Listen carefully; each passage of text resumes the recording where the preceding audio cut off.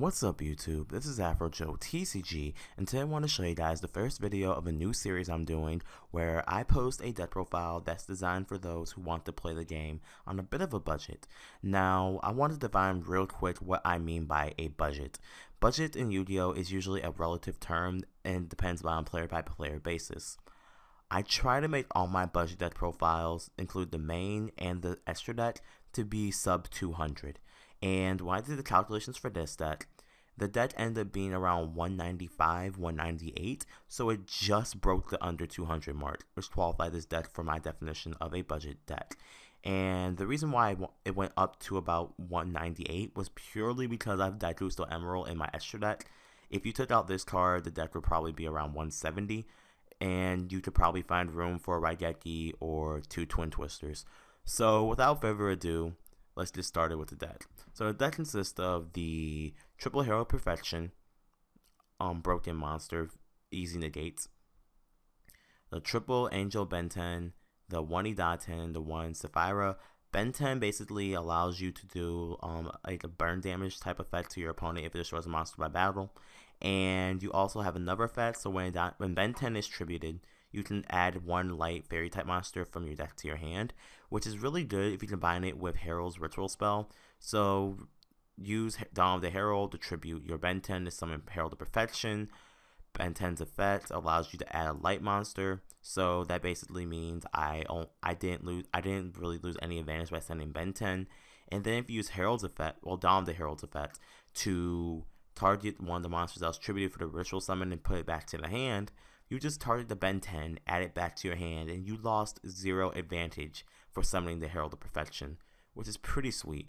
And then 1 Idaten just gives you the ability to go a bit more aggressive just because Idaten is all your rituals, 1000 attack and defense. So you can give your Herald of Perfection 2800 attack, 3800 defense real easy, which is crazy. And your Benten also benefits from it as well, making it 2800 attack. And then Sapphira, Queen of Dragons, is just amazing. It has 3 effects in one. It has the effect of like a mini graceful charity. It has like a conversation effect, and it has a pseudo monster reincarnation effect for light monsters. So that covers the rituals. And then for the monsters, 3-star Seraph Scepter, and then 3 Sovereignty. This is just pretty standard. They let you do some really easy rank 4 plays. 2 Manju of the 10,000 hands. This is basically so I can search either my ritual monster or ritual spell relatively easily, and it's a fairy count, so it's good with the Herald Perfection engine. 2 Honest just makes it really hard for your opponent to break your board, because again, if they can't use their effects, they have to be over Herald, and good luck being over a Herald that can use an Honest as an effect. Or pushing it even further, you can use Honest in combination with Benten, not just to deal a lot of battle damage, but you can deal some burn damage as well if you destroy a monster. And then one tech choice is Barrier Statue of Heavens. I sort of got this idea from my friend Mike and my friend Jam1TCG. Basically, the reason behind Barrier Statue is because all cards that you control are light, that you special summon, and none of the meta decks of this format actually play light, with the exception of maybe if you run into a light sworn Shiranui deck. But even then, you won't see special summonings of light that often.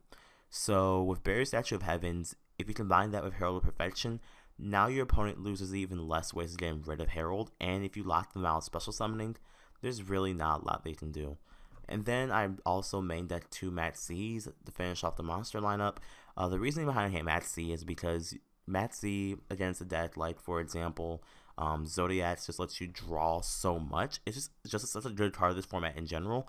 And if you draw you can draw so many fairies off of this card, it's not even funny.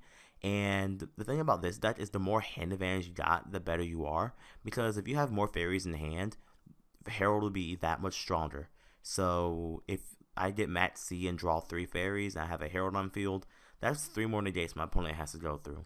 So that's it. That's the reason for the 2 Mat C's. And then onto the spells, we have the 3 Ritual Sanctuary, just busted, searches out pretty much anything you need.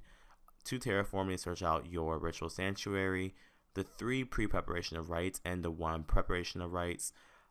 just to search and recycle your ritual monster and your ritual spells.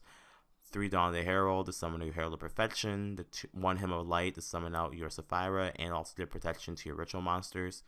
1 Sprite's Blessing basically as another way for you to special summon any of your light monsters actually. What makes it even better is that it doesn't banish anything, which is cool because let's just say I banish all my Dawn of the Heralds to recycle, or if I just banish my Dawn of the Heralds for whatever reason, I have Sprite's Blessing, so I can still make another play.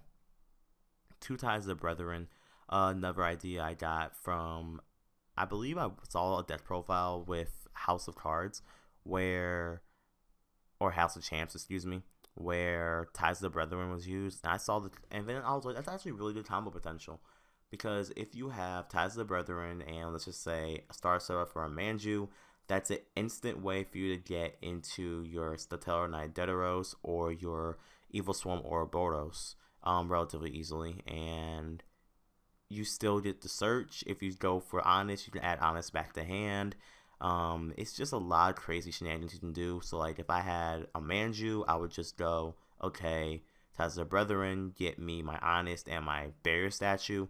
So now they can't special summon anything but light monsters, and Honest is going to make sure they can't destroy my monster by battle, which is pretty dang dope. Instant Fusion for Norden, 2 MSTs, as I was trying to say earlier a little bit. The reason why I put MSTs in here is because if I put Twin Twisters, which are in my side deck, the total would go over the $200 limit. But if you decide to remove the Dagrusto Emerald due to a preference, what you can do instead is take out the Dagrusto, put in the 2 Twin Twisters instead of the MSTs, and pretty much put in any rank 4 ETCs you want. That is relatively cheap. And then you have the 1 Vanity's Emptiness, just because if you have this plus Herald, your opponent really isn't going to have fun. And that's it for the main deck. 41 cards. Onto the extra. Norden for easy ETCs plays. Diamond because it's just broken, because if you get out the Deltaros, you can then overlay into Diamond, and then Diamond just says, well, your opponent is not going to have fun because they can't do anything with send their cards from their deck to the graveyard, and their cards that go to the graveyard, or from graveyard to hand, excuse me, is banished instead, which is fun, and even negates. So what more can you ask for in a card? Abyss Dweller negates a lot of grave effects. Ouroboros is an easy card to get out in this deck. Pitch a card from your opponent's hand is probably one of the best things, and then you can also banish a card from your opponent's graveyard. 1 Fairy Shield Girl for extra draw power. Testel for easy monster removal. Diamond Direwolf, same thing, but you can also destroy spells and traps. Rhapsody just for graveyard removal. Dagrusto Emerald if you want to recycle, but again, if you want to have Twin Twisters instead, you can take them out and make your deck a little bit cheaper because they're about equal in value, since Dagrusto was like 27 and Twin Twisters was like 13 a piece or 12 a piece.